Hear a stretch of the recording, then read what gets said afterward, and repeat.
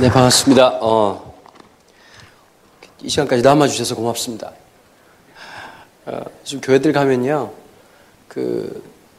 오전반, 오후반 있는 느낌이에요. 원래 이제 주일이라고 하는 개념이 우리가 하루 종일 또 하나님 예배하고 이래야 되는데, 뭐라 그럴까요? 좀 영적 소비자라 그럴까요? 그러니까 주일날 예배 한번 탁 드리고 이렇게 싹 가버리고 하는 게 너무 익숙한 문화 속에 살아가는 것 같아요. 전 촌놈입니다. 부산 사람입니다. 올라오서 산 지 한 15년 되는데요. 제일 어색한 것 중에 한 가지가 뭐냐면, 이게 교회 공동체라고 하는 건 가족이 되는 거거든요. 함께 지어져 가는 거고, 함께 어울려져 가는 거. 그래서 진짜 이 시간에 남아 계신 여러분들이 너무 고맙고요. 함께 우리가 고민하는 문제라고 생각해. 우리 자녀에 대한 문제나 어떤 문제를 보면 참 다 어려운 문제잖아요. 또 하나는 8주년 축하드립니다. 8년이라는 세월, 쉽지 않은 세월이었을 텐데 부럽네요. 저희 교회 이제 만 4년 지났거든요, 저는. 그래서 앞으로 이제 갈 길이 그냥 구말리 같은데, 그래도 먼저 이렇게 2배나 먼저 이렇게 시간 가셔서 참 부럽고요. 저희는 지금 이제 학교 빌려서 예배 드리고 있습니다. 지금 사실 우리가 지난주에 좀 충격적인 얘기를 들었거든요. 숫자가 많이 늘었더니 학교에서 내년에 나가래요. 그래서 내년 연말까지 있기로 하고 지금 이제 저희들 막 굉장히 열심히 지금 어디로 갈지 막 갈 바를 알지 못하고 지금 헤매고 있는데 마음속에 그런 마음이 있어요. 솔직히 별로 부담이 안 돼요. 하나님이 시작하신 거니까 하나님 책임지시겠지, 이런 마음이 있거든요. 여러분들 아마 8년 세월 동안에 이렇게 빚어지면서, 아까 목사님 그런 얘기 하시더라고요. 30대였던 분들이 이제 40대가 되시는 거예요. 저도 이제 대학교 90학번이거든요. 이제 한 2년 있으면 저도 50대는데요. 시간이 얼마나 빨리 가는지 모르겠어요. 그래서 제가 오늘은 좀 포커스를 어느 쪽으로 맞추려고 하냐면, 우리 다음 세대에 대한 이야기들을 좀 여러분들에게 드리고 싶습니다. 다음 세대가 쉽지 않다는 건 다 알고 계시죠? 집집마다 한 명씩 있지 않습니까? 그죠? 쉽지 않은 애들 어디나 있습니다. 또 여러분 사시는 동네가 뭐 판교이긴 하지만 분당권이잖아요. 그죠? 천당 밑에 분당이라고, 여성분들이 살기 가장 좋은 아름다운 곳인데, 여기 있다 보면 대부분 다가 아이들이 어떤 데 대한 스트레스가 많으냐면요. 애들이 만족이 별로 없어요. 왜 그런지 아세요? TV에 너무 이쁜 애들이 많이 나와서 그래요. 잘생긴 애들이 너무 많이 나와요. 그럼 문제는 뭘까요? 자기는 안 그렇거든요. 엄마 아빠들이 막 애들한테 혼내잖아요. 너 새끼, 이놈 새끼, 이게 제가 소망자 붙는 교회는 리얼로 말하기가 굉장히 부담스럽더라고요, 보니까.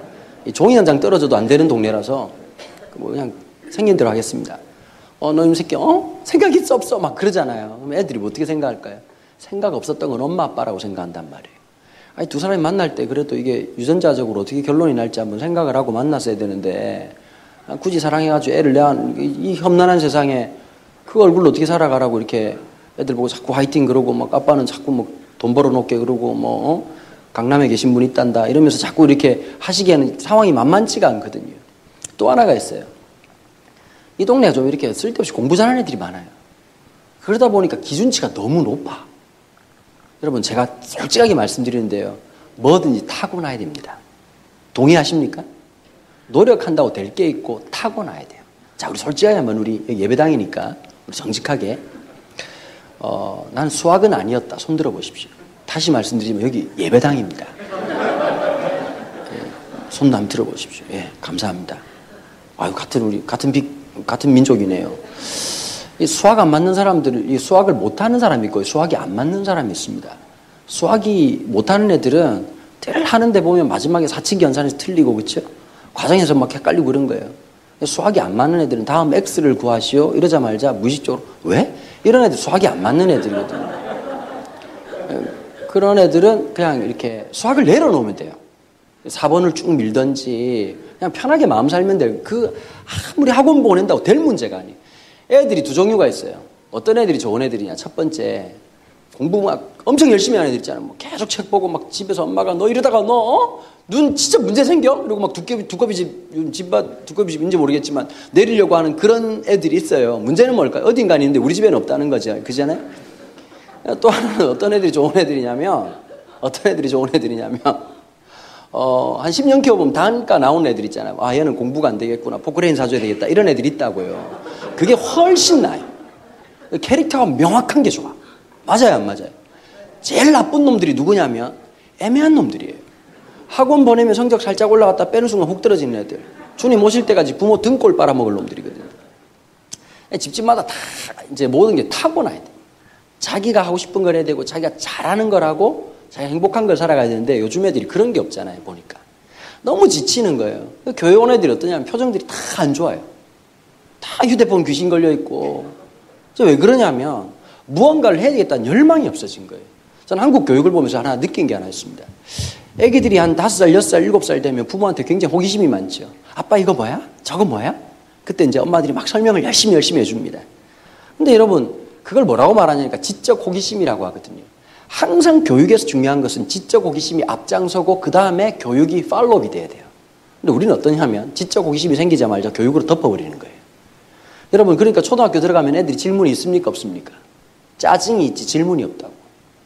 뭐 하고 싶냐고 물어보세요. 여러분 중학생들 물어보세요. 뭐 하고 싶냐? 너 꿈이 뭐예요? 에? 교회 다니는 애들 특징이 있어요. 공부도 못하고 놀지도 못하는 애들이 교회를 온단 말이에요. 그러니까 진짜 애매하거든요. 교회 다니는 애들은 아무리 좋은 평가를 내줘도 착하다 외에는 평가할 내용이 없어요. 착한데 무력해요. 맞아요 안 맞아요? 집에서 계속 처먹고 있죠. 혹시 아들 두신 분 손 들어보십시오. 아들이신 분. 그 위에도 삼가 위로를 드립니다. 그 마음을 내려놓으십시오. 아들은 밥 처먹고 잠자고 게임하고 밥 처먹고 잠자고 게임하고 주님 오실 때까지 합니다. 대학 가면 달라지겠지? 뭐 아니요. 청년들 어때요? 청년부 모임 하다 보면은 보통 리더들이 다 여자들이 하거든요. 남자들은 철이 안 들어요. 그래 여자들 해보면 이제 삶을 나누라 그러잖아요. 그죠? 그러면 어떻게 지냈어요? 그럼 남자들 왜? 그냥 지냈다고 왜 아무 생각이 없거든 보면. 여자들끼리 막 물고 그래요. 여자들은 친한 친구들은 막 남자친구하고 깨졌다 그러면 이 또 감성이 이 공감대가 있어요. 그래가지고 막 서로 슬퍼하고 마치 막 어떻게 그럴 수 있네요. 그 오빠 진짜 이럴 수가 없다고 그러는데 남자애들은 어떤지 아세요? 헤어지고 나면 병신 같은 새끼 헤어졌다 이런단 말이에요. 이게 남자고 여자고 전혀 달라요. 군대 간다고 이제 그러니까 부모 입장에서 대학 들어가도 계속 앉아가지고 게임하고 앉아있고 뭐 그냥 대학 들어가고 나서도 공부를 하는 건지 뭘 하는 건지 분간이 안 된단 말이에요. 너무 열받으니 국방부 의뢰해가지고 군대를 쳐집어넣잖아요. 갔다 오면 하나 달라지고 밥 처먹고 잠자고 게임하고 밥 처먹고 잠자고 게임하고 예비군 훈련 가고 이거밖에 없단 말이에요. 남자는 언제 철 드느냐. 장가 가서 부양가족이 생겨야 똥줄이 타면서 그때부터 열심히 산단 말이에요. 저도 철든 지 17년 됐습니다. 인생이 다 그런 거예요. 시간이라고 하는 게 지나가야 되고 당연히 대가를 지불하는 겁니다. 근데 대부분 다가 어떠냐면 우리 부모님 솔직하게 한번 얘기해 볼게요. 어떤 자식을 원하세요? 이런 거예요. 신경 안 쓰고 혼자 알아서 안 나요. 지가 알아서 일어나고 지가 알아서 공부하고 그냥 아침에 딱 일어나가지고 한 7시쯤 일어나가지고 알아서 씻고 밥 차려주면 먹고 난 다음에 엄마 장금이 같아요. 그리고 막 밥 처먹고 이제 학교 갔다 와가지고 이제 학원 갔다 와가지고 손 씻고 또 앉아가지고 너 뭐 하려고 그래? 숙제를 좀 해야 될 것 같아요. 앉아있으면 이제 그런 것도 좀 있어. 우리 청소년들이 있으면 잘 들어요. 엄마들도 로망이 있거든요. TV에 나오는 것처럼 이렇게 홈드레스 하나 입고 이렇게 이제 과일 깎아가지고 쟁반 들고 아들 이거 먹고 이거 한번 해보고 싶은데 그 타이밍을 안 준단 말이에요. 이 썩을 놈들이. 제일 나쁜 게 엄마가 주는 밥을 처먹고 아버지가 주는 돈을 받아 먹었으면 그래도 시험 전날은 공부를 못해도 책상에 앉아주는 게 이게 그 인간으로서 해야 될 도리 아니겠습니까? 책상에 앉아가지고 그럼 뭐 나보고 그런 놈들이 있어요. 보면 할 게 없다고요. 앉아가지고 만화를 그리든지 뭘 하든지 앉아만 있으라고. 그럼 부모님 입장에서 어떨까요? 그래도 녀석이 좀 정신 차렸나 보니. 근데 어떤 마음이 들어요? 시험 전날까지 뭐 휴대폰 붙들고 앉아가지고 막 띠굴띠굴 이러고 있으면 이래서 아브라함 이삭을 죽이려고 했구나 이 생각이 든단 말이에요. 열이 잡아든 거죠.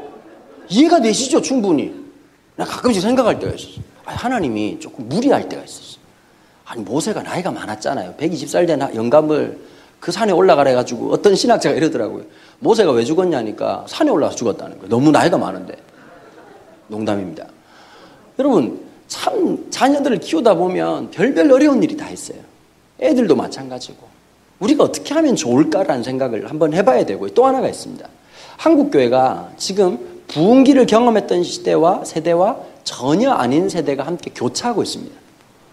오츠크, 난기류가 함께 만나는 지역이에요, 지금. 예를 들면 이런 거예요. 저희들 어릴 때만 해도 뭐 교회에서 수련회 하면 2박 3일 가는 교회가 없었어요. 다 3박 4일이었어요. 시골 교회 가가지고 장의자에 들어놓자고요. 뭐 권사님들 밥 해주면서 속 걸어놓고 이렇게 그런 분위기였단 말이에요. 모기한테 물리고. 선생님 베개가 없습니다. 네 팔 베고 자라. 뭐 이런 분위기 있잖아요, 보면.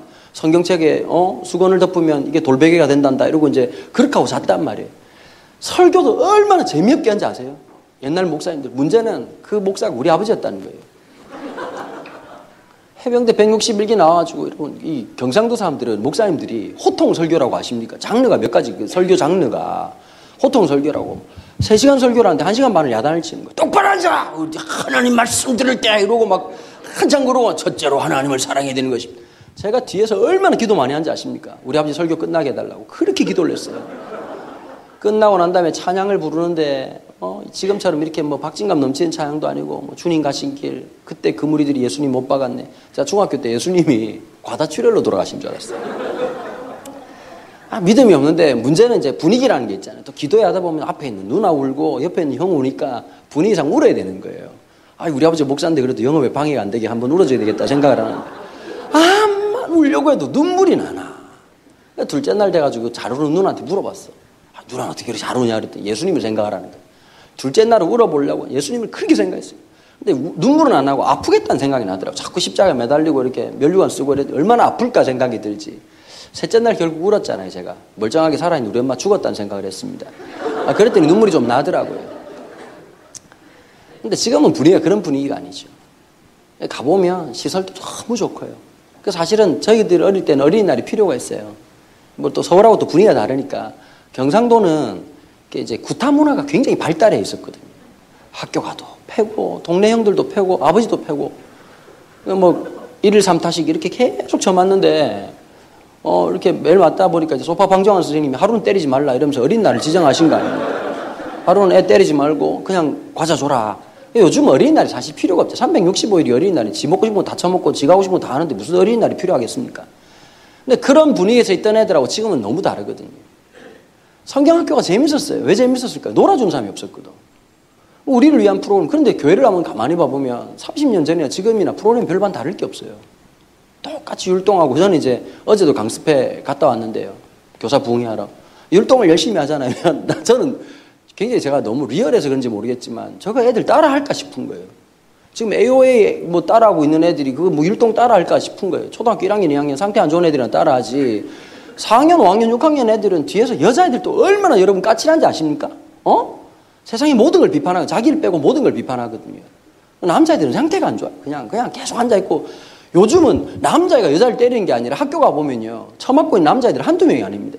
구석에 철봉 옆에서 울고 있고 너 왜 그러냐니까 막 애들이 두 대를 때려가지고 너무 힘들다 그러고 그런 애들이 너무 많거든요. 보면 여러 가지로 또 힘들어요. 또 이런 게 있었어요.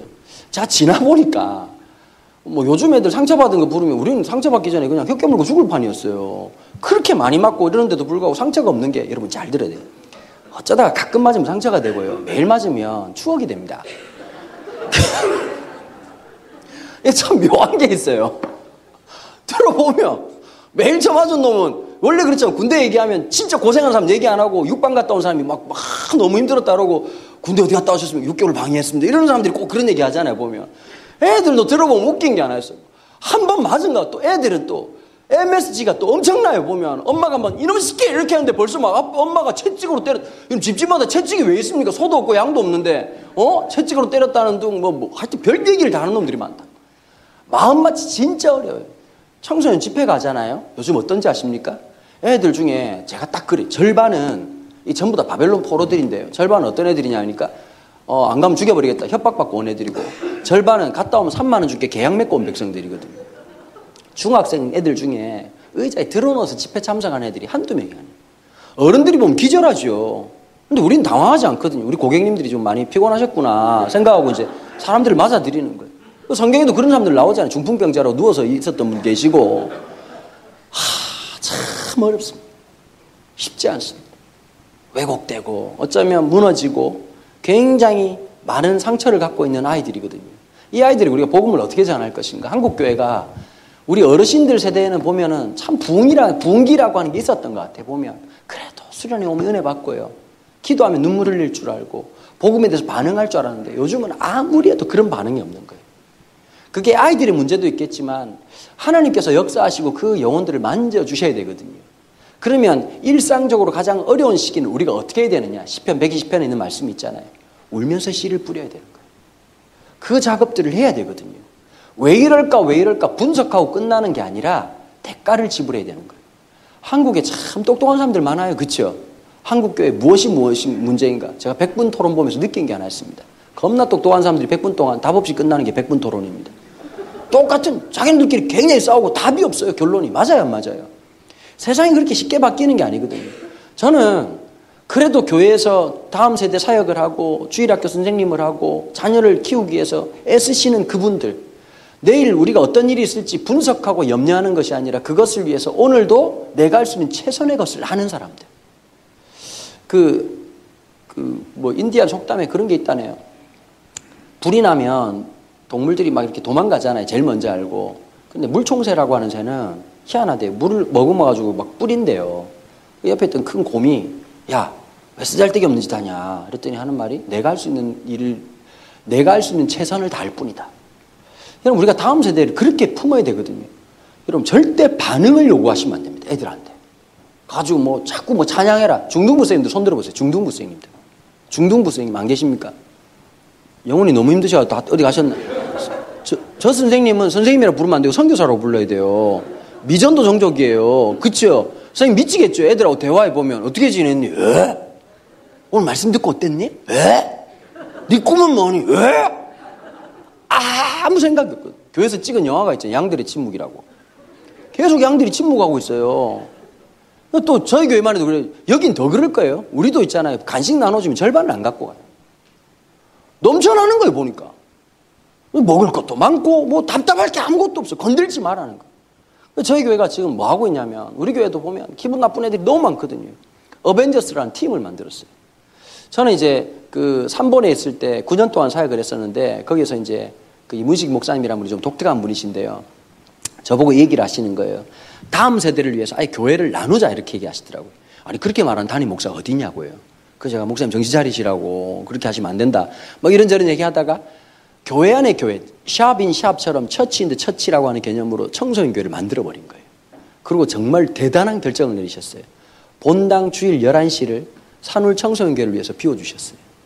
장로님들 난리가 난 거죠. 왜 11시에 본 예배인데, 그 어르신이 뭐라고 말씀하신지 아세요? 설교할 때 이런 얘기 하더라고요. 우리는 어차피 예수 믿으니까 불편해도 욕하면서 온다. 근데 얘네들은 복음이 제일 필요한 사람들, 예배당이 누구를 위한 공간이냐, 복음이 필요한 사람들을 위해서 필요한 공간 아니냐. 그렇게 하고 상징적으로 11시를 열어준 거예요. 그 아이들을 막 섬기고 하면서 이제 처음에 이제 그 목자라고 했는데, 왜 목자라고 그랬냐니까 교사를 시키니까 자꾸 뭘 가르치려고 그러는 거예요. 여러분, 가르침이라고 하는 게 이런 거예요. 사람의 스페이스가 있고 공간이 있어야 가르침이 들어가는 거 아니겠어요? 한국 사람들이 이런 거 좋아하잖아요. 비타민C 1000mg. 여러분, 1000mg이 다 흡수될 거라고 생각하시죠? 절대 안 됩니다. 보통 일본 사람들은 비타민을 먹을 때 최소 3번에서 6번 나눠 먹거든요. 일본에서 혹시 약 한번 지어보신 적 있으세요? 감기약을 5번 내지 6번 나눠서 줍니다. 한국 사람들 어떻지요? 뭐 부작용이 나든 간이 뭐 떨어져 나가든지 말든지 위장이 뒤집어져. 약 보면 웃기잖아, 보면은. 무슨 약 주는데 위장약 따로 주고, 그 다음에 뭐 무슨 약 따로 줘가지고 보면 병 주고 약 주는 게 진짜 한국 약이에요, 보면. 뭘 생각하느냐? 흡수율을 생각 안 하는 거예요. 1000ml를 줘도요, 신진대사가 원활한 사람도 200ml가 흡수가 안 됩니다. 그래서 보통은 비타민C를 줄 때 200ml씩 먹도록 하는 거거든요. 제일 흡수가 잘 되라. 한국은 그런 거 없잖아요. 때려 집어넣는 거잖아요. 그냥 뭐 애가 초등학생이든 중학생이든 그냥 때려 집어넣어가지고 그냥 그렇게 하면 될 거라고 생각을 하는 거예요. 교회도 마찬가지.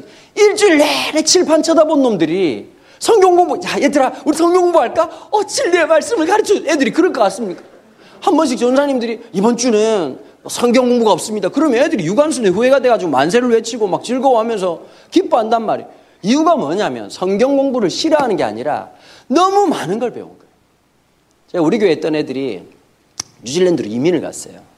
이민을 갔는데 제가 코스타에 갔다가 애들을 만나는데요. 아니, 한국에서 만났던 애들이 아니고 너무 반갑게 날 맞아주는 거예요. 그 애들이 왜 이렇지 보니까 이유를 딱 알았어요. 너무 심심해서 그래요. 학교를 7시 30분에 가가지고 1시 40분에 맞죠. 인터넷도 안 되죠? 잘 안 되죠?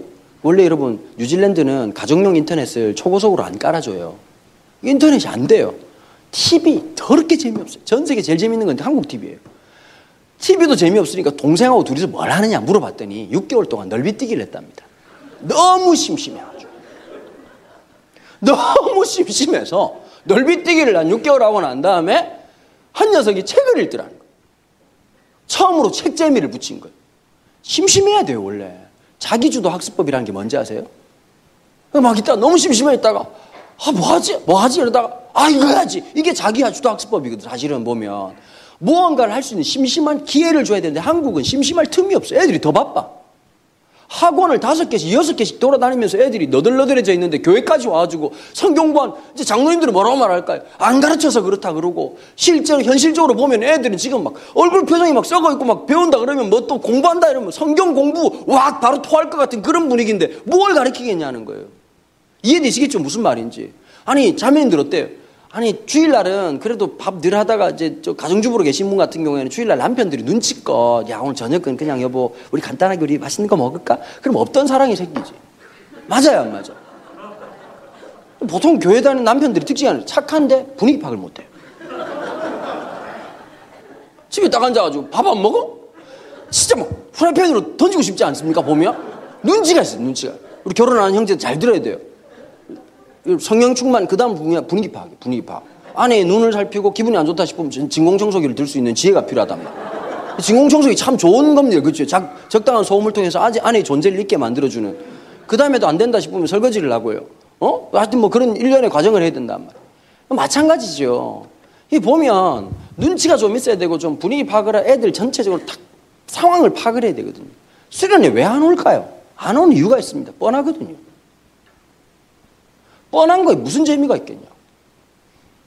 하여튼 그 청소년교회를 하면서 첫 번째 했던 게 어떤 거냐. 목자들끼리 같이 모여가지고 애들 보고 성경부 일단 하지 마라. 중학교 1학년, 2학년, 3학년 애들은 생존만 확인해라. 왔구나. 이거 어떻게 이렇게 왔니? 끌어주고요. 안아줘라. 그러고 있다가 저희들이 회의를 하면서 무슨 결정을 했냐니까 3년 담임제를 하기로 한 거예요. 3년 담임제. 중1을 맡으면 중3까지, 고1 맡으면 고3까지. 우리 결단하셨어요. 근데 처음에 진짜 힘들고 어려웠는데 3년 동안에 제일 많이 성장하고 제일 분위기 좋았던 목장이 어떤 목장이었냐. 비가 오나 눈이 오나 농구하는 목장이었어요. 이명주라고 하는 집사님이신데 전라도 광주 출신이신, 난 처음에 그분이 충청도 분인 줄 알았어요. 말을 너무 더럽게 늦게 하셔가지고 기도를 한번 시켰는데 하나님하고 아버지가 만나기 어렵더만요. 하나님, 아버지, 두 분이 만나기 어려워요. 그래서 내가 느꼈어요. 이거 혹시 중국집 가면 절대 기도시키면 안 되겠구나 이런 생각이 들었던 분인데, 이분이 CCC맨 출신이에요. 참 순수한 사람이에요. 시골 출신들이 보면 시키는 대로 해. 이분이 뭐 CCC 출신이라서 그런지 몰라도 그 직장 생활하고요, 설계사인데 토요일마다 집에 아들 두 녀석하고 그 역 앞에 가서 전도를 하는 사람이에요. 보통 사람이 아니시죠. 철저하게 CCC에 물들어가지고 김중건 목사님이 놀라운 일들을 해가지고 결과물이 나온 거죠. 근데 이분이 이제 아이들하고 뭘 했냐니까 계속 농구만 한 거예요. 애들 그냥 농구만 하고 끝나고 난 다음에 이분 말을 잘 못하시는데 먹을래? 이 말밖에 하시는 게 없어요. 계속 처먹이고 1년에 이제 한번 3번씩 이분이 그 아이들하고 MT를 간 거예요. MT 가서 너무 궁금해가지고 말을 너무 못하시니까 뭐 하냐고 물어봤더니 고기만 계속 굽는다는 거예요. 그분이 웃으면서 그런 얘기 하더라고요.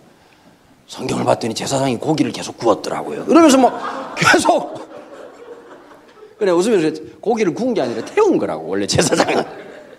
하여튼 뭐 애들하고 계속 먹고 나는데요, 애들이 점점 늘어나고 분위기가 너무 좋은 거예요. 그 나중에 알고 봤더니 애들아 물어봤어. 야, 선생님 뭐가 좋으냐 그랬더니 자기네들 마음을 다 안다는 거예요. 해준 게 없어. 계속 먹으라 그러고. 그 다음에 한 녀석이 수련회 가고 싶은데 학교에서 못 가게 했다 그러면 이분이 또 의로움이 있어요. 교육청을 폭파시키는 거예요. 그냥 인터넷에 들어가가지고 모 학교 모 교장이 학생에게 주어진 종교적 선택권과 자율 수업이라고 하는 이 선택적 요령을 무시하고 이렇게 했다. 그러니까 이제 요즘은 교육청에서 그러면 바로 다이렉트로 날라가거든요. 교장이 애를 불렀어요. 빨리 가라고. 내 백성을 놓게 하라. 거의 모세 아닙니까, 모세. Let my people go. 이러고 막 그냥 아이들 끄집어 와가지고 애들하고 같이 있고 같이 놀아만 줘도요, 여러분. 왜 이게 중요하냐면 관계성이 안 만들어지면 복음이 안 들어가기 때문이에요. 애들 신기한 게 있어요. 나중에 부모가 열심히 키워놨는데 누구 말 듣는지 아십니까? 친구 말 듣거든요. 17살짜리가 17살짜리에게 인생의 멘토를 받는다니까. 그 기가 막힌 노릇 아닙니까? 왜 그럴까요? 관계성 때문인 거예요. 어른의 제일 큰 단점이 뭐냐면 너무 빨라, 우린 결론이. 딱 보니까 알 것 같죠? 이렇게 하면 어떻게 될지. 나도 그렇더라니까요. 제 아들 녀석 여자친구가 생겼다고 나한테 얘기하더라고요. 근데 갑자기 내가 궁금하더라고. 야, 어떻게 생겼냐? 딱 봤는데 솔직히 마음에 안 들었어요. 그래 내가 이제 이건 아닌데 라고 했더니 제 아내가 뭐라고 그러는지 아세요? 여보, 몇 달 사귀겠냐고. 근데 너무 앞서가는 거예요. 맞아요, 안 맞아요? 어른이라고 하는 게 돼 보니까 자꾸 앞서가서 생각하는 거예요. 좀 해볼 수도 있고 이런 일도 해보고 저런 일도 해볼 수 있도록 만들어줘야 되는데 관계가 안 만들어지는 거예요. 여러분 생각 이렇잖아요. 젊은 선생님 좋아할 것 같죠? 아닙니다, 아이들은. 관계가 만들어진 사람이 훨씬 더 중요한 거예요. 제가 어제 어떤 선생님 만났는데 자기 반 아이들이 17명이래요. 나이도 많아요. 좀 죄송한 얘기인데 얼굴이 아파요. 이렇게 하여튼 뭐 전체적으로 그런데 이분이 이제 애들이 너무 많으니까 젊은 선생님들 데려와가지고 젊은 여자 선생님 해가지고 나눠줬는데 애들이 절대 안 간다는 거예요. 이분이 뭐 했냐? 그럼 열심히 먹여주고 격려해주고 지지만 해줬는데 애들이 마음을 열더라는 거예요. 여러분 그렇게 안 힘들거든요. 제가 여기 올라와가지고 했던 일 중에 제 아내가 참 수고한 게 있습니다. 매주 토요일마다 학년별 모임을 저희 집에서 했어요. 왜 그랬느냐? 이유는 간단합니다. 저희들 어릴 때는 전사님 집에서 라면 끓여 먹고 목사님 집에서 밥 먹었던 추억이 있어요. 여러분 신앙은 두 가지가 필요해요. 주님을 인격적으로 만나는 체험과 아름다운 추억이 필요해요. 여러분 지나보십시오. 성경학교 때 뭐 기억나십니까? 말씀 배웠던 거 기억나십니까? 수련회 때 설교했던 거 기억나십니까? 제가 보니까요. 설교는 3년 지나면 좋았다는 아련한 추억만 남지 내용은 하나도 기억이 안 나요. 근데 참 신기한 게 있어요. 추억은 오래가요. 그 아이들 집에서 같이 밥 먹고 같이 있다 보니까요. 신기한 게 있어요. 때가 되면 변해요. 말씀의 씨앗을 계속 안 듣는 것 같죠. 어른들의 특징은 뭐냐? 듣는 척하고 안 들어요. 여러분 교회 끝나거나 주일날 예배 끝나고 나면 주보 걷어보면 거기다가 골프 스코어 쓰신 분부터 시작해가지고 끝나고 나서 이마트 장 보러 갈 거 뭔지 리스트 써놓은 분 정말 몇 분이 계시더라고 보니까. 그럼 뭐 그런 희한해. 그냥 듣는 척하고 안 듣는단 말이에요. 애들은 신기한 게 있어요. 저렇게 떠들고 휴대폰 보면서 다 들었어. 보면 또 웃을 땐 웃어요. 또 웃긴 게 다 쳐듣고 이제 진짜 들어야 될 말은 또 안 듣고 딴짓하고 있다가 또 막 웃다가 막 나중에 설교 듣고 난 다음에 지 마음대로 해석하고 이런 독특한 애들이 있거든요. 보면 근데 애들은 안 듣는 척하면서 듣는단 말이에요. 근데 복음이 참 신기한 것 같아요. 그 아이들 속에 그럼에도 불구하고 들어간다고요. 여러분 부모님들이 하나 아셔야 될 게 있어요. 애들은 말하는 대로 절대 안 듣습니다.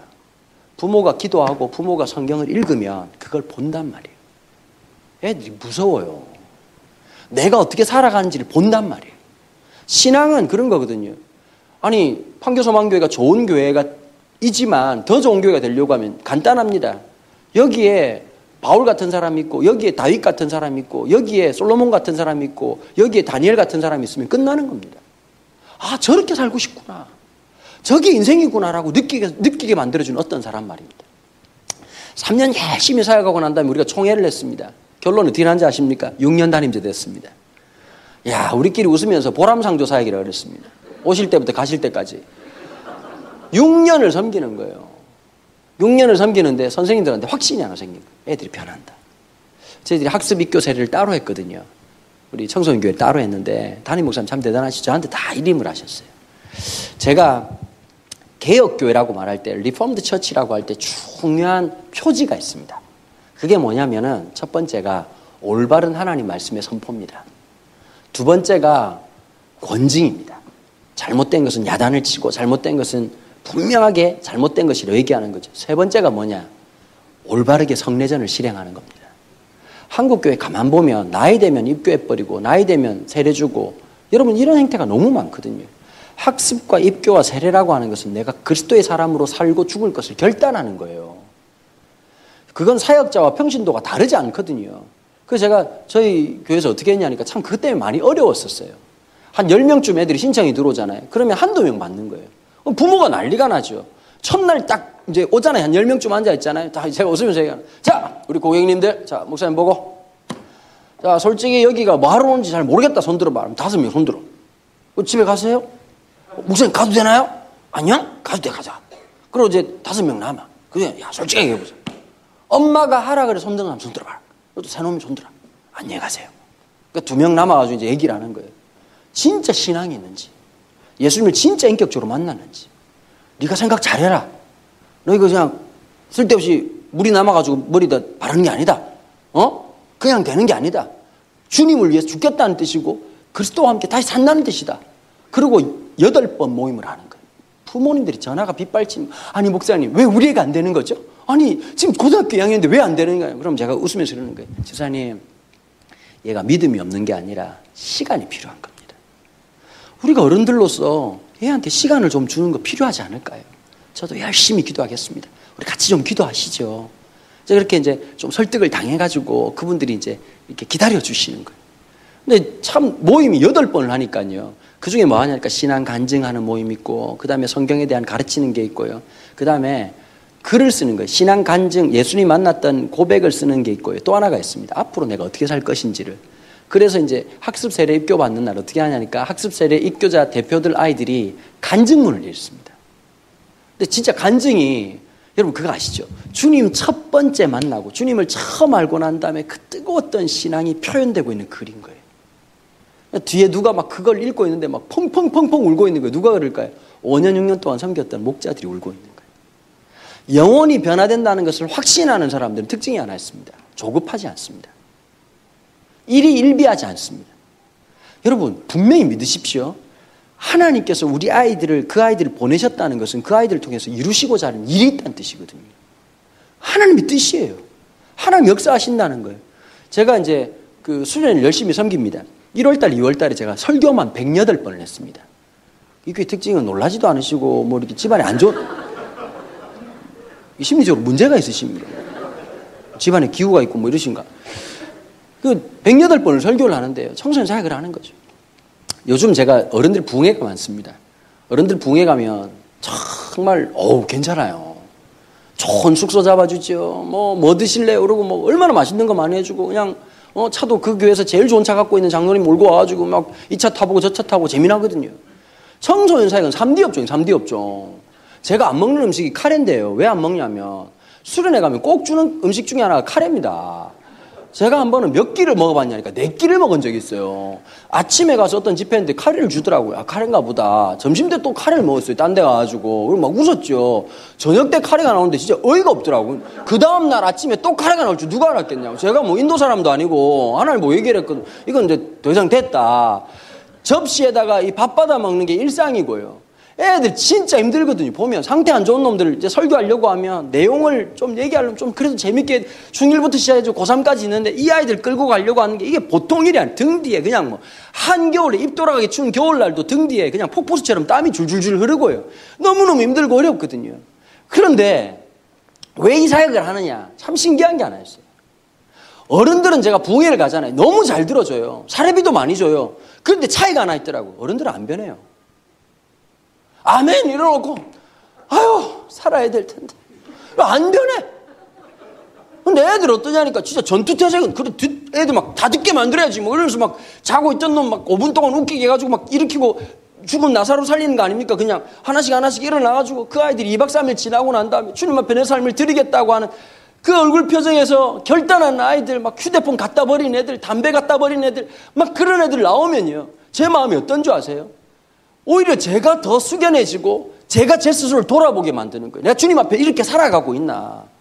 예전에 그 3번에 있을 때 한 녀석이 애가 굉장히 천재 같은데 사회성이 없는 애 있잖아요. 보면 그 좀 정서적으로 이렇게 치료를 해야 될지 경계선에 있는 친구였어요.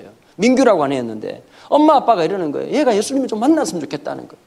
너무 똑똑해가지고 엄마 아빠가 대화를 하면 아들한테 말려가지고 대화가 안 되는 거예요. 졸지 아들 때문에 종교를 바꿀 판이에요. 엄마 아빠가. 애가 너무 똑똑하니까. 근데 예배를 꼬박꼬박 와요. 그 아이를 위해서 몇 년 동안 목자랑 같이 기도했었어요. 근데 걔가 고등학교 2학년 겨울 수련회 때 와가지고 정말 복음을 받아들이게 된 거예요. 애가 찬양이 달라지더라고. 보니까 여러분 그런 거 있잖아요. 중등부 선생님들 느낄 거야 아마. 세상에서 제일 힘든 직업이 뭔지 아세요? 중등부 찬양 인도자예요. 전부 다 눈 감고 찬양 인도해. 왜 그러냐? 눈 뜨고 찬양 인도를 할 수가 없어요. 그 꼬라지를 보고서는 찬양 인도를 할 수가 없거든요. 선생님들이 야 왔으니 찬양 좀 해봐. 했다고요. 야 일어나봐. 이분이 글루코사민이 필요한 분들입니다. 무릎이 안 좋아서 못 일어나요. 정말 짜증나는 놈들이거든요. 보면 아니 그랬던 애들이 갑자기 예수님을 만나면 노래가 달라지는 거예요. 찬양이 달라지는 거예요. 다른 애들이 깜짝 놀라면 막 손 들고 찬양하고 울면서 찬양하니까 완전히 그냥 교회 안에서 완전히 왕따 되는 분위기 아시죠? 저 미친 새끼 왜 일어나서 찬양하냐 막 애들 옆에서 수건수건대고 필요 없어. 얘는 안 들려. 그냥 막 그렇게 찬양하고 난 다음에 겨울에 이제 집회 끝나고 나서 이제 구정명절이 있었대요. 구정명절에 이 세뱃돈을 85만 원을 받았는데 이걸 헌금통이 다 집어넣은 거예요. 찾으러 왔어요, 엄마가. 이건 아니지 않냐고. 여러분, 이 아이는 처음 주님 만나고 난 다음에 다 드리고 싶은 그 마음이 있잖아요, 보면. 하나님 앞에 찬양을 하는데 이게 마지막 찬양인 것처럼 찬양하는 거예요. 여러분, 그 눈빛을 보면 놀라운 게 하나 있어요. 제 마음이 새로워지는 거예요. 제 친구 목사들이 다 이제 담임을 하고 있거든요. 제가 만나도 깜짝 놀랍니다. 동기인데 동기 같지가 않아요. 말하는 언어가 다르고요. 왜냐하면 어른들을 상대로 하다 보니까 한 10년 정도 건늙어 버리는 거예요. 나는 늘 뒤로 밑에 있는 애들, 상태 안 좋은 중학교 애들, 이런 애들하고 막 같이 하고 어울리다 보니까 친구들 입장에서 보면 제가, 야, 너 아직도 그거 하고 있냐? 라는 얘기를 들어요. 각자의 부르심이죠. 뭐가 더 중요하다 이런 얘기가 아니라요. 근데 누군가는 그런 링크 역할을 해줘야 하나님께서 그 아이들을 통해서 이루실 역사가 아니겠습니까? 정말 열매들이 진짜 많았어요. 그래서 이번에 이제 저희 교회가 분립개척하면서 나오면서 그 아이들 중에서 그렇게 자라온 아이들이요. 대학생들인데, 아니, 교회를 딱 개척하고 나니까 참 이제 마음이 좀 처음 다시 시작한다는 게 기쁘기도 하지만, 야, 이거 또 어떻게 하나 싶은 그런 깝깝한 마음도 있고 답답한 마음도 있었는데요. 우리 청년들이 참 너무 고마웠어요. 지난 4년 동안 우리는 전학년제를 했거든요. 중1부터 고3까지. 그 조금 놀래도 주시고, 이렇게 수맥이 흐르나요? 이렇게 교회 밑에. 중학교 1학년부터 고3까지 왜 그랬냐면요. 요즘 애들이 교회 와도 교회 적응을 못하는 게 친구가 없다는 논리거든요. 그럼 무슨 애들이 웃겨. 야, 너 둘이 같은 학년이니까 친구해라. 그런다고 용접질이 한다고 친구가 되는 게 아니거든요. 안 돼요. 그치요? 무슨 말인지 아시죠? 자, 오히려 역으로 생각했어요. 다 하나 아니면 둘이야, 집에. 옛날에는 왜 동기가 중요했냐. 위로 형 있고 밑으로 동생 있고 줄줄이 있어가지고 골치 아프니까 친구끼리 만나면 그래도 할 말이 있었는데 요즘은 하나 아니면 둘이라서 사회성이 없거든요. 오히려 반대로 생각한 거예요. 형들을 리더로 세우자. 애들이 말을 너무 잘 듣는 거예요. 중1부터 고3까지. 애들이 그렇게 해가지고 하나씩 묶어지기 시작하는 거예요. 저희들 이 리더들이 얼마나 대단한 녀석이냐니까 교회 적응 못하는 애들을 위한 팀을 만들었어요. 어벤져스 팀이라고. 뭐 하느냐? 예배 딱 끝나면 성경부 안 하고 그 청년들이 딱 알아가지고 그런 애들 딱 데려와가지고 보드게임을 하는 거예요. 저희 교회 오시면 이게 라스베가스인지 교회인지 분간이 잘 안 돼요. 카드 종류별로 쫙 깔려가지고 오늘도 너무 얘들이 왜 그렇게 만들었냐니까. 휴대폰 붙들고 있으면 관계성이 안 만들어지죠. 보드게임을 하면 자기의 감정이 드러나요. 감정을 나누면 끝나고 난 다음에 뒤풀이를 하거든요. 저희는 한 달에 한 번씩 아우팅을 합니다. 학년별로. 애들끼리 거기에서 C줄로 날줄로 위아래로 또 옆으로 함께 엮어가면서 있는 거예요. 저희 지금 우리 아이들만 이제 청소년 중1부터 시작해가지고 청년들 25세까지 몇 명 모여서 예배 드리냐니까 제가 오늘 82명 같이 예배 드리고 있거든요. 굉장히 튼튼하게 이제 모이기 시작하는 거죠. 그러니까 부모들이 오히려 또 따라오기 시작하고 그런 일들이 있더라고요. 저는 이 마음이 들어요. 이 아이들이 왜 중요한가? 왜 다음 세대가 중요한가? 목사님도 아까 그런 얘기 하시더라고요. 4가지 중요한 목표를 가지고서 교회를 개척하셨는데 그 중에 하나가 다음 세대를 세우는 거예요. 여러분, 믿음의 바톤을 못 이어주면요. 한국교회 뭐만 남습니까? 건물만 남습니다. 아니, 주님이 우리 보고 부동산을 준비하라 그랬습니까? 아니면 뭐 건물을 지으라 그러셨습니까? 우리가 중요한 것은 건물도 중요하고 다른 것도 중요하지만 사람을 채워야 되는 거거든요. 그게 쉽지 않은 일이에요. 왜냐? 문화를 바꿔야 되는 거예요.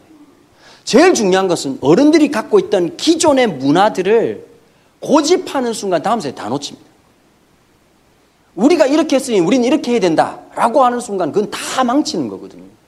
우리의 복음이라고 하는 절대 불변의 이 진리는 우리가 타협할 수 없지만 다른 것은 아이들과 같이 함께 해주고 이해하고 같이 살아가는 거예요. 제가 그래서요, 개척하면서 제 캐치프레이즈가 하나 있었습니다. 안 해본 거 하자. 제가 가만히 생각을 했어요. 왜 애들이 수련회 안 올까? 제가 말씀드렸죠. 뻔하니까요.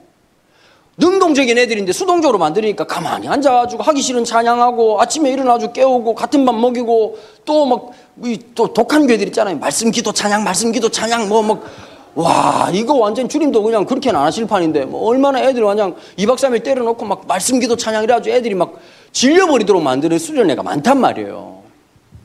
또 어떤 데는 또 너무 놀자판이고. 그래서 제가 그 생각을 했어요. 처음엔 어떤 생각을 했냐니까 애들의 능동성을 높이기 위해서 강사가 오는 게 아니라 강사를 찾아가는 여행을 하자. 이게 첫 번째 모토였어요. 이 강사들이 하필이면 다 부산에 있었단 말이에요. 한 친구는 25살짜리 전도사였어요. 이 전도사님이 뭐 하는 신이냐니까. 이 친구가 좀 재미난 친구예요. 고등학교 때 일진 출신인데 쓸데없이 이제 수련회 가가지고 그런 애들 있잖아요. 갑자기 한 번 참석한 수련회에 딴 놈들 그냥 왔는데 딴 놈들 은혜 못 받고 지 혼자서 은혜 받는 거예요. 그래 얘가 너무 또 극단적인 또 변화를 해가지고 신학과를 들어간 거예요. 근데 문제는 뭐냐니까 술, 담배를 안 끊은 상태에서 신학과를 들어가요. 더 문제는 뭐냐면 술, 담배를 하면 안 된다는 사실을 모르고 학교를 다니고 예배 끝나고 난 다음에 고신대학교 신학과에서 처음으로 예배 끝나고 난 다음에 담배를 피우고 이렇게 했으면서 교수님하고 눈이 마주친 거예요. 교수님이 깜짝 놀라가지고 있는데 보니까 교수님 얘기를 했던 거예요. 정광식 교수님이라는 총장 하셨던 분이신데 이분이 얘기를 해보니까 이 친구가 나빠서가 아니라 몰랐던 거예요. 그리고 자기는 몰랐다고 이렇게 하면서 이제 교수님이 진짜 사랑으로 품어줬어 얘를.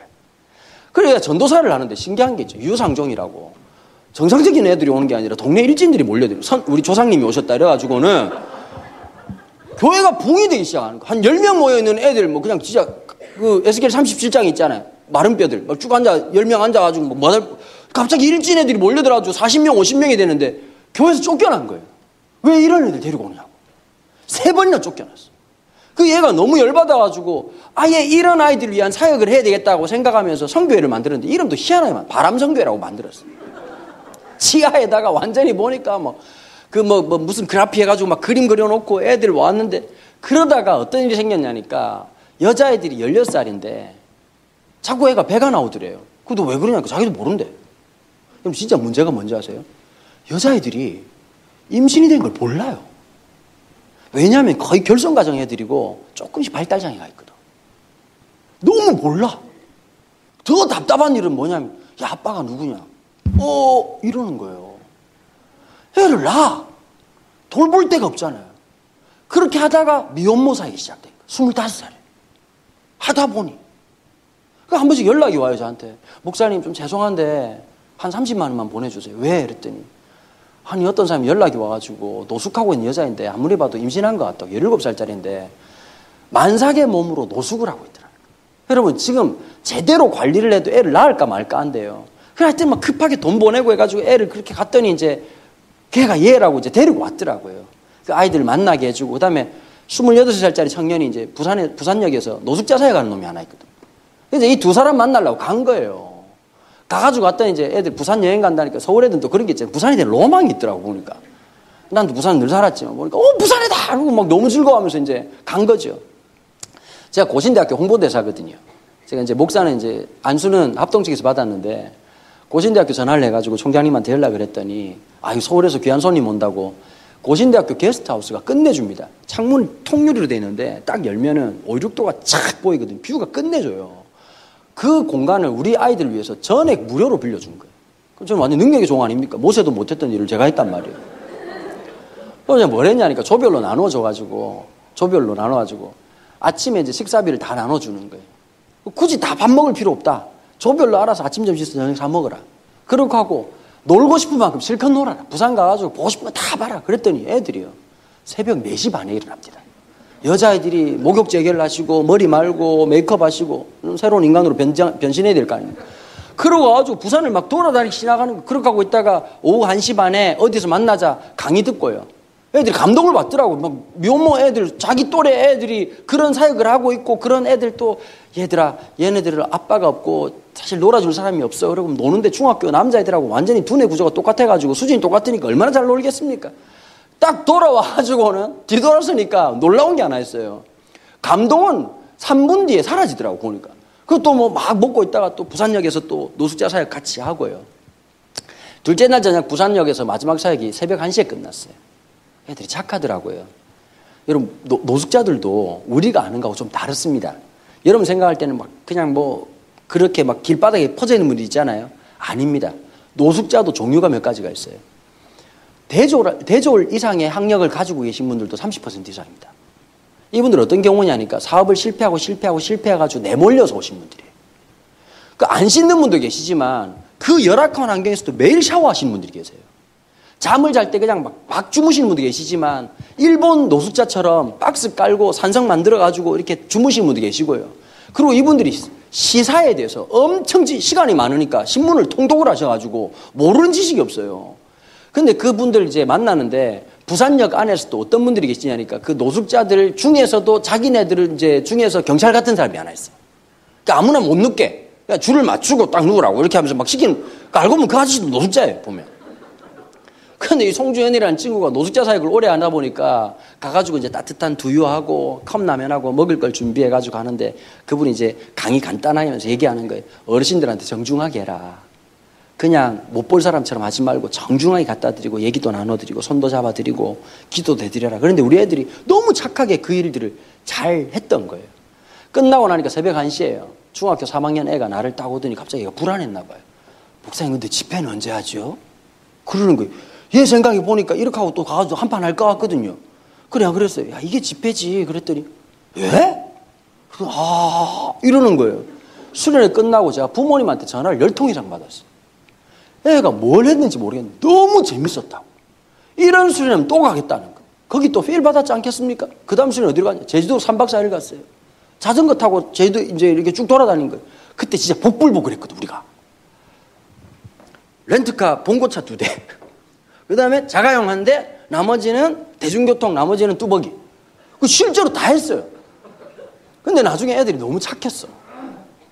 걸어 다니는 놈들도 너무 즐겁게 다닌 거예요. 그 3박 4일 동안 뭘 했냐면, 이익풍 선교사님이 선교했던 현장과, 그 다음에 4.3 사건이라고 하는 민족의 아픔을 함께 아이들이 역사를 가르쳐야 되는 생각이 좀 들더라고요. 갔다 왔었어요. 그 다음에 어디로 갔냐니까, 무한도전을 가만히 보고 있는데, 무한도전 예전에 LA 특집 기억나십니까? LA로 갔는데 보니까 그 지나갔던 지역이 보니까 우리 독립투사들이 민족의 독립을 위해서 수고하고 애썼던 지역이었던 거예요.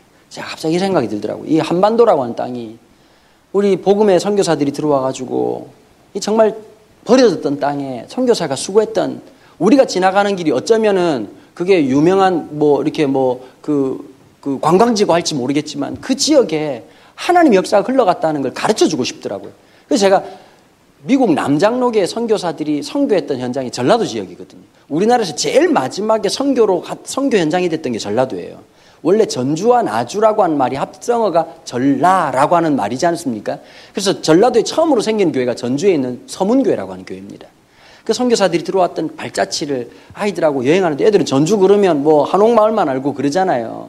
예수병원 가고 지나가면서 누굴 데려갔냐? 2박 3일 동안 이재근 박사라고 요즘 우리나라에서 참 핫한 역사신학자가 있거든요. 강의도 진짜 재미나게 해요. 통째로 이분을 갖다가 데리고 간 거예요. 가가지고 애들하고 딱 지나와가지고 난 다음에 포인트에 딱 서가 있다. 얘들아, 너네들 금방 어디 갔다 왔냐? 어디 갔다 왔습니다. 거기가 어떤 지역인지 설명을 해주는 거예요. 애들이 깜짝 놀래요.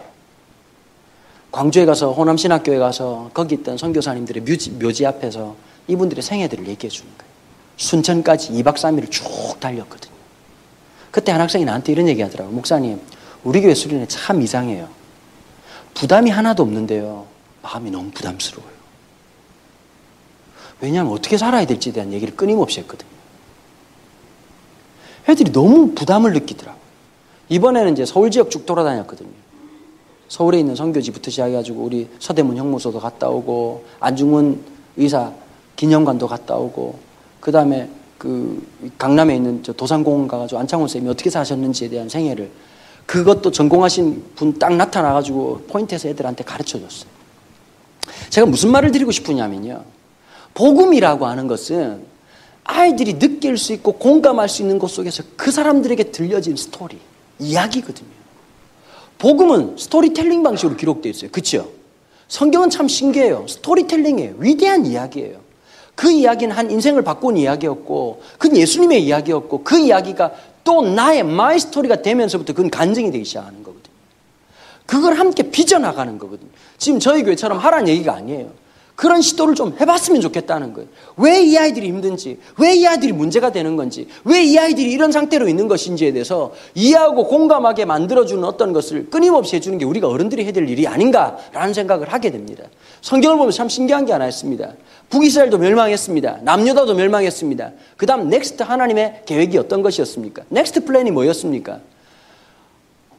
기성세대가 아니라 젊은 세대였던 이름도 몰랐던 다니엘 같은 사람들, 에스겔 같은 사람들을 준비해놓고 그 사람들을 일으키는 거였거든요. 그게 교회가 해야 될 일이거든요. 뜻을 정했던 다니엘. 여러분, 이게 좀 제가 재밌는 게 하나 있어요. 교회 버전이 있고 리얼 버전이 하나 있거든요.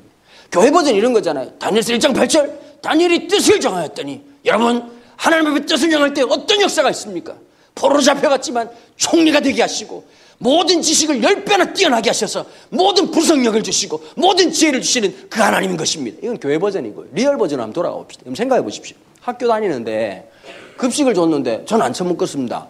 저는 안 먹겠습니다. 그러면 야, 처먹으라고 새끼야. 주는 밥 먹어. 포로 주제 처먹으라고. 열흘 동안 안 처먹으면 학교에 소문났을까요? 맞아요, 안 맞아요? 저 병신 같은 새끼 때문에 분위기 싸한 거 아니에요? 교장 지금 꼭지 돌아가지고 애가 미치려고 그래. 여러분, 물 처먹고 있으면 아마 별명도 워터맨이었을 거예요. 뭐, 야, 물 계속, 야, 풀 처먹고, 하나님 나라 유기농, 이러면서 막 엄청 놀림. 3학년 졸업할 때까지 왕따 당했을 거란 말이에요. 맞아요, 안 맞아요? 이게 리얼 버전이에요. 세상의 밥상은 거절했지만, 세상의 책상은 받아들이고 하나님의 때를 준비한 거였거든요. 가만히 앉아있는 놈에게 하나님께서 무슨 지혜를 주시겠어요? 중요한 게 하나 있어요.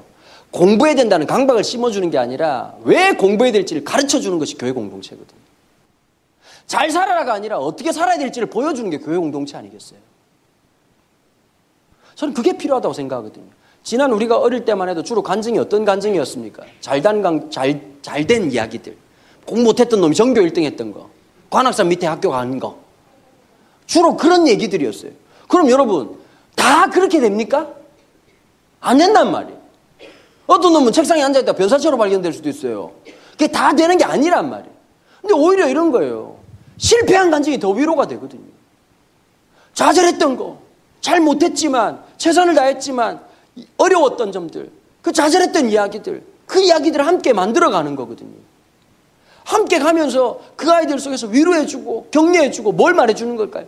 내가 왜 이 일을 해야 되는지를 깨닫게 해주는 거고, 내가 왜 공부를 해야 되는지, 내가 왜 이것을 위해 살아야 되는지에 대한 이유를 말해줄 수 있는 공동체가 교회 공동체 아니겠습니까? 저는 그렇다고 생각합니다. 부모로서 아이들한테 이제 이런 게 있어요. 또 어머니들 제일 부탁인데요. 요즘 엄마들이 공부를 많이 하잖아요. 쓸데없이 심리학도 공부 많이 하고 책도 많이 읽어가지고 주로 이런 거 하잖아. 우리 아들이 그랬구나. 우리 딸이 그랬구나. 이랬구나 저랬구나. 이거 언제까지 통화하느냐. 초등학교 3학년 때까지 통화합니다. 4학년부터 자꾸 그렇게 하면 애들이 집을 나갑니다. 여러분, 자신 없는 엄마들, 자신 없는 아빠들은 간단합니다. 의식주만 해결해 주십시오. 밥만 잘 먹이고요. 여러분, 남자애들은 일단 기본적으로 먹이면 80%는 좋아집니다. 엄마들 잘 들으세요. 아들 너 이리 와봐. 엄마랑 얘기 좀 하자. 어떤 마음인지 아세요? 혀 깨물고 죽고 싶다고. 남편분들 생각해봐요. 퇴근하려고 하는데 4시쯤 전화 와가지고 여보 할 얘기 있어. 집에 가고 싶습니까? 안 가고 싶습니까? 안 가고 싶다니까. 일단 남자들은 어떠냐면 여러분 안에 잘 들으셔야 돼요. 오자마자 웰컴 해주고 여보 뭐 드릴까요? 뭐 먹고 싶어요? 그거 좀 먹여주고. 일단 남자들은 큰 걸 원하지 않아요. 우리 교회는 그렇잖아요. 소파에 앉았다가 누웠다가 앉았다가 과자 먹었다가 앉았다가 TV 봤다가 이게 천국이거든. 근데 그 꼴을 못 봐줘 여자분들이. 아니 먹으려면 책상에서 탁자에 뭐 식당에서 먹든지 우린 여기서 먹고 싶다고. 좀 푹 쉬게 만들어주고 푹 놀고 나면 everything okay야. 이 남자도 불쌍하잖아요. 분리수거 누가 합니까? 남자가 합니다. 우리 동네 분리수거하러 하면 100% 남자예요. 얼굴 표정이 죽을라 그래. 아주 그냥 이러려고 장가 왔나. 잘 들으셔야 돼. 인생이 좋은 게 아니에요. 그냥 포로로 가는 포로로.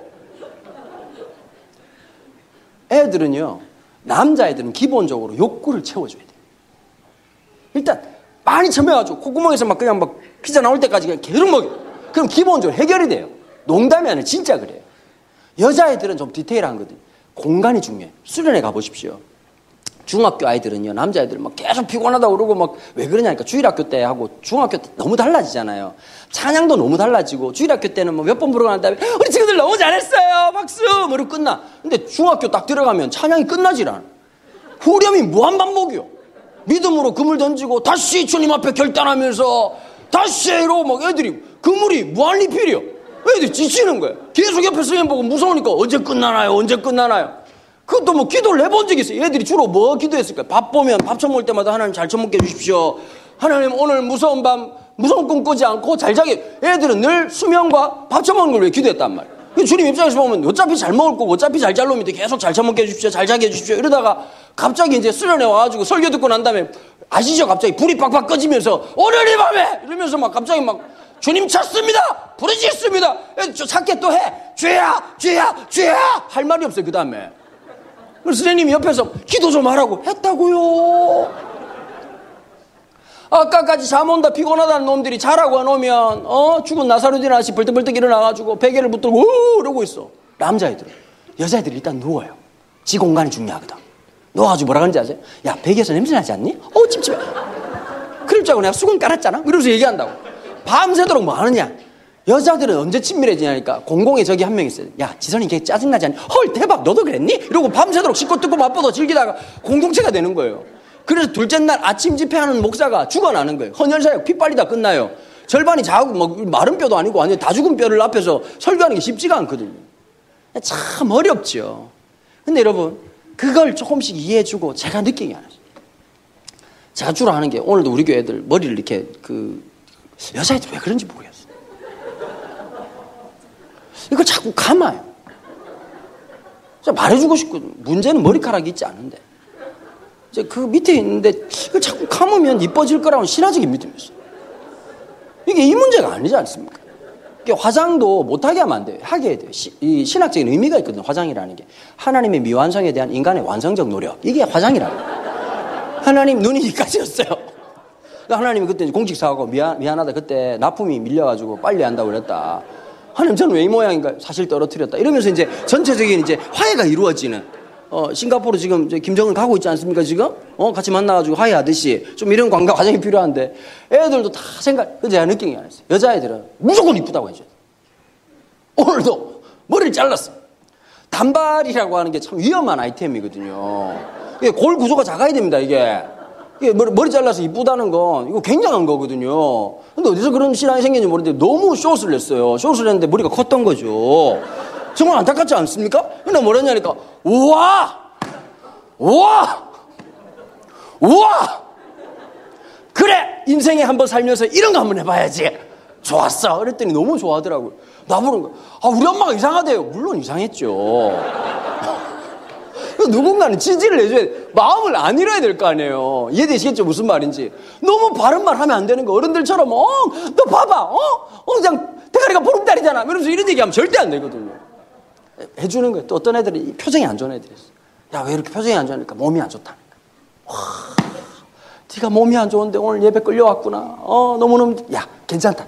오늘은 괜찮으니까 목사님 앞자리 누워있어. 그냥 엎드려 있어. 괜찮아. 걔가 그러면 제일 열심히 설교 들어요. 아이들 마음을 공감해 주는 거예요. 조금 이해해주고. 여러분 지금 자녀들 다 사춘기 지난 분들 어떠세요? 다 한때죠. 다 지나가는 거거든요. 한순간 지나가는 거고 또 그럴 때가 있었고 어른들 말하는 것처럼 품 안에 자식이잖아요. 우리가 함께 그 아이들을 위해서 하면서 제일 중요한 게 딱 하나 있습니다. 부모로서 해야 될 게. 자녀를 위한 기도의 눈물을 흘려야 돼요. 우리 아버지 우리 어머니 저한테 해준 거 별로 없지만 기도만큼은 무한대로 하셨던 것 같아요. 참 기도해 주는 사람이 있다는 게 그렇게 힘이 되거든요. 정말 자녀를 위해서 기도해 줄 때 그 아이 속에서 어떤 게 있느냐, 기도하는 부모를 통해서 또 다른 걸 경험하고 느끼는 거예요. 제가 자산이 참 좋은 게 하나 있습니다. 4대째 예수 믿는 집안에, 저희 집안에 목사가 30명이에요. 목사님들이 죽질 않아요. 다른 분 다 돌아가시는데 목사님들만 다 살아있어요. 제가 가족 모임에서요, 기도 한번 해본 적이 없습니다. 안 죽어요, 목사님들이. 작년 연말에 저희 큰아버지가 강성삼 선교사라고 우리나라 최초의 아프리카 선교사인데, 저희 큰아버지가 나를 불렀어요. 수지에 사시거든요. 그럼 식당에 가더니 나보고 기도를 하라 그러더라고. 큰아버지 왜 나한테 기도를 다 시키십니까? 그랬더니 하는 말이, 야, 유튜브 봤는데 네가 내 욕을 그렇게 하더라. 이러면서 이제 작년 연말에 비공식적으로 가족 전체 모임이 아니라 큰아버지 집에서 식사 기도 한번 하기 유일해요. 근데 참 좋은 게 하나 있어요. 기도하는 걸 제가 그때 느낀 거예요. 저 하루에 가정예배 2번씩 드리는 집안에서 태어났거든요. 하루에 2번씩. 그 아버지 늘 기도하시고 어머니 기도하시는 모습이 있었어요. 그래서 제가 늘 우리 자녀들한테 미안한 게 있어요. 야, 난 내 부모처럼 기도 못하고 있구나라는 게 늘, 그러니까 이제 제 경쟁 대상이 너무 센 거죠. 저희 아버님이 16년을 철야를 하셨거든요. 16년 동안 목회하시면서 16년을. 이게 좀 놀래시거나 좀 뭐 얼마를 해야 됩니까? 뭐 얼마나 해야 놀라시겠습니까? 뭐 이분들이 뭐 정서적으로 문제가 있는가? 좋은 병원을 알려드릴까요? 16년을 철야를 하시는데 늘 기도하셨거든요. 그 16년 중에 2년을 일주일 금식하고 일주일 회복하고 2년 동안 하셨어요. 더 놀라운 일이 뭐냐? 그 정도 되면 교회가 붐이 될 거 아닙니까? 안 주셨습니다. 소수 정예로 교회 개척 3번 하고 끝났어요. 우리 아버지 인생에. 그런데 제가 하나 느낀 게 있어요. 내가 아는 목사님 중에서 우리 아버지만큼 기도하는 사람이 없었어요. 그러니까 너무 센 분을 만나가지고 늘 내 마음속에 어떤 게 있냐? 기도에 대한 죄송함이 있는 거예요. 내가 내 부모처럼 기도 못하는구나. 내 부모처럼 그렇게 못하고 있구나라고 하는 것에는 자기의 반성이 있어요. 여러분, 돈으로 될 것 같습니까? 좋은 학원 보내면 애들 변할 것 같습니까? 제가 교회 개척하고요. 하나님 참 길을 먹고 살라고 주일날 새벽마다 제가 양지에 의대 전문학원 그 1년 재수하는 애들 있잖아요. 작년에 뭐 한 문제 더 틀려 실수했던 애들 오는 학원이 있습니다. 기본료가 한 달에 380만 원이고 특강료 내면 450만 원이고요. 거기다 500만 원, 600만 원 드는 학원입니다. 그 아이들 진짜 독한 놈들이거든요. 3월 달부터 시작해가지고 2박 3일 집에 갔다 오라 그래도 안 가는 놈들입니다. 제가 지난 5년 동안 발견하는 게 하나 있습니다. 뭘 발견했는지 아십니까? 그 똑똑한 애들이 9월 달 되면 30%가 정신과 약을 먹습니다. 여러분, 의대 간다고 달라질까요? 여러분, 그렇게 가면 행복할까요? 여러분, 이 생각하잖아요. 돈 많았으면 좋겠다는 생각하시죠, 그죠? 근데 이번에 참 제가 재밌는 댓글을 봤어요. 대한항공 사태가 벌어지면서 조양호 회장한테 어떤 분이 댓글을 썼더라고요. 내 살다 재벌이 안 부럽기는 네가 처음이다. 이렇게 썼더라고요, 보니까. 아, 그분 글 참 잘 썼어. 조양호 회장 불쌍하지 않습니까? 부인 모셨죠? 그럼 어떻게 살았겠습니까? 난 그분 꼭 예수 믿었으면 좋겠어요. 생 자체가 지옥이었는데 또 지옥을 가시려면 그 얼마나 힘들겠습니까? 그 소리 지르는 마음, 죄송합니다. 하여튼 딸 2명도 와, 이 유전자는 위대하죠? 행복해 보입니까?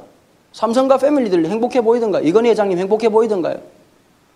이병철 회장이 첫째 아들한테 안 물려주고 셋째 아들이 했더니 이건희 회장한테 물려줬잖아요. 첫째 형하고 사이가 그렇게 안 좋았지 않습니까? 마지막에 첫째 형이 1,300억 돌려달라고 소송을 걸었어요.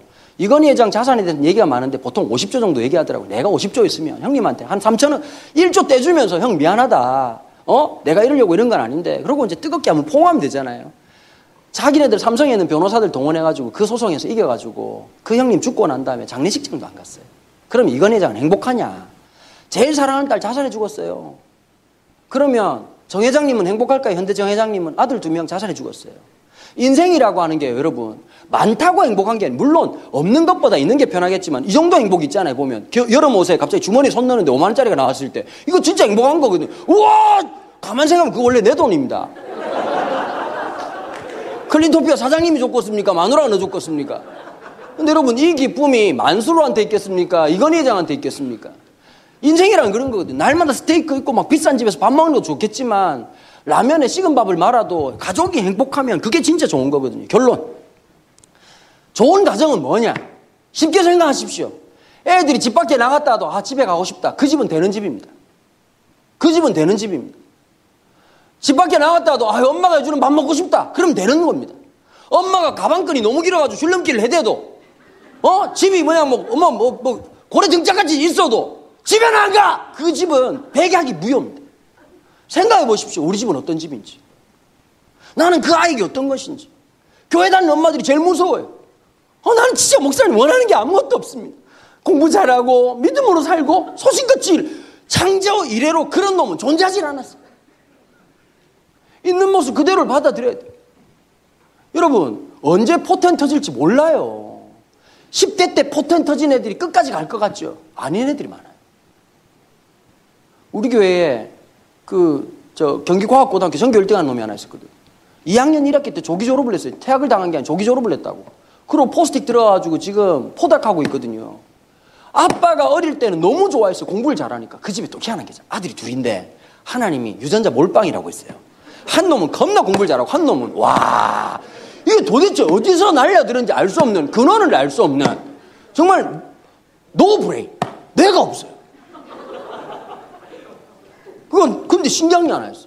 지나보니까 어릴 때부터 얼마나 비교를 많이 당했겠냐. 네 형 봐라. 이놈 새끼야. 네 형 발톱에 때만큼이라도 내라. 그런데 얘가 어릴 때 욕을 너무 많이 들어서 그런지 몰라도 사회생활을 너무 잘하는 거예요. 욕을 하면 이게 면역력이 있는 거예요. 어릴 때부터 너무 많이 받아들여가지고 화이팅 이러고 막 그 좌절과 낙관은 애가 긍정적이네. 그러니까 부모는 더 미운 거지.